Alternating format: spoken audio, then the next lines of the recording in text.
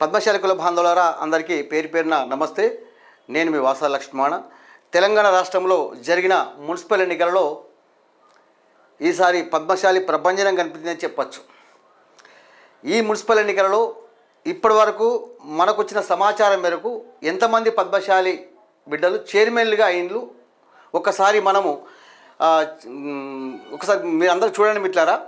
ఇప్పటి వరకు సేకరించిన సమాచారం మేరకు మొత్తం మున్సిపాలిటీ స్థానాలు 116. ఈరోజు 105 మున్సిపాలిటీ స్థానాల్లో చైర్మన్లు నూతనంగా ఎన్నికయ్యారు.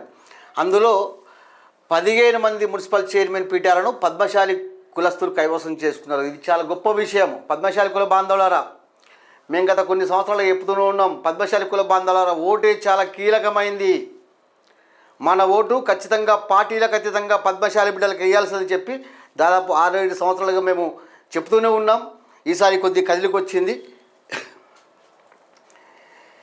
మిర్యాలగూడ చిలుకూరి సుధా బాలకృష్ణ, దేవరకొండ పున్నా శైలజ, బుదాన్ పోచంపల్లి తడక వెంకటేశ్వర్లు, చండూరు కోడి శ్రీనివాసు ఇవి మున్సిపాలిటీ కేంద్రాలు మిత్రారా.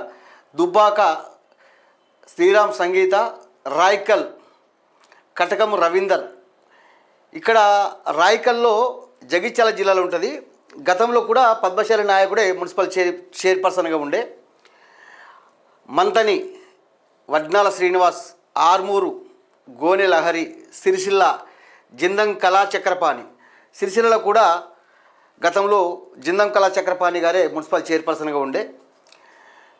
ధర్మపురి వేముల నాగలక్ష్మి రాజేష్, నర్సంపేట పెండెం లక్ష్మి రామానందు, ఎల్లారెడ్డి జంగం రాజశేఖర్, భాన్సువాడ పద్మా శ్రీకాంత్, నారాయణపేట కొండా శ్వేత, అమర్చింత జింక సువర్ణ.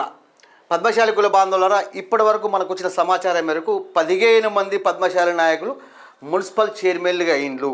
ఇప్పటి వరకు మనకు వచ్చిన సమాచారం. కాబట్టి పద్మశాలి కుల బాంధవులారా, కొద్దిగా మీ చేతికి పని కల్పించండి.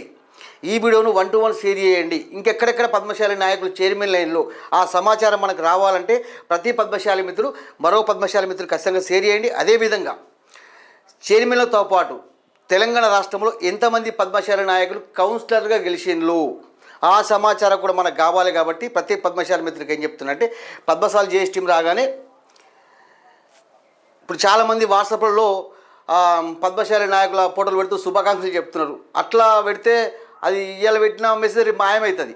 కానీ మీరు పద్మశాలి జేఎస్ టీంలో పద్మశాలి నాయకులకు శుభాకాంక్షలు చెప్పడం వల్ల అది స్థిరస్థాయిగా ఉండిపోతుంది. అదేవిధంగా ఈ వీడియో మీ దగ్గరకు వచ్చినప్పుడు ఇంకా మేము 15 మంది పేర్లైతే చదివి వినిపించిన పద్మశాలి జేఎస్ టీం ద్వారా ఇంకెక్కడైనా పద్మశాలి చైర్మన్లు అయ్యి ఉంటే గిట్ట ఖచ్చితంగా పద్మశాలి జేఎస్ టీంకు తెలియజేయండి. కామెంట్ బాక్స్లో తెలియజేయండి. ఎంతమంది కౌన్సిలర్గా గెలిచిందో ఆ లెక్క కూడా మనకు కావాలి. కాబట్టి వీడియో వచ్చినప్పుడు ఖచ్చితంగా మీ ప్రాంతంలో ఎంతమంది పద్మశాలి నాయకులు చైర్మన్గా గెలిచిందో వారి పేర్లు వివరాలు కూడా కామెంట్ బాక్స్లో తెలియజేయండి. వీలైతే ఇక్కడ మా నెంబర్ వాట్సాప్ ఉంటుంది 7675833182 దీనికి పంపించండి. లేదా padmasali@gmail.com మెయిల్ ఐడి ఉంటుంది. ఈ మెయిల్కి పంపించిన సరే. కానీ ప్రతి పద్మశాలి కుల బాంధవులారా, నేను ఒకటి చెప్తున్నా, ప్రతి పద్మశాలి మిత్రుడు నేను సైతం పద్మశాలి సమాజం కోసం అనుకుంటే ఇలా అతిపెద్ద జనాభా ఉన్నప్పటికీ, అతిపెద్ద ఓటు బ్యాంక్ ఉన్నప్పటికీ రాజకీయంగా చాలా వెనుకబాటులో ఉన్నాం మనము. ఈ విధంగా ప్రపంచం చాటుతూ వెళ్తే రాబోయే అసెంబ్లీ ఎన్నికలలో రాజ్యాధికారం అందుకోవడం పక్కా జరుగుతుంది. అసెంబ్లీలో జై పద్మశాలను గర్జించాల్సిందే. మన హక్కుల కోసం మనం కొట్లాడుకోవాల్సిందే. అందుకు పద్మశాలి బిడ్డలందరూ కూడా నేను సైతం పద్మశాలి సమాజం కోసం మనకు కదలాల్సిందే మిత్రారా. కాబట్టి ప్రతి పద్మశాలి మిత్రులు ఖచ్చితంగా వీడియో షేర్ చేయండి.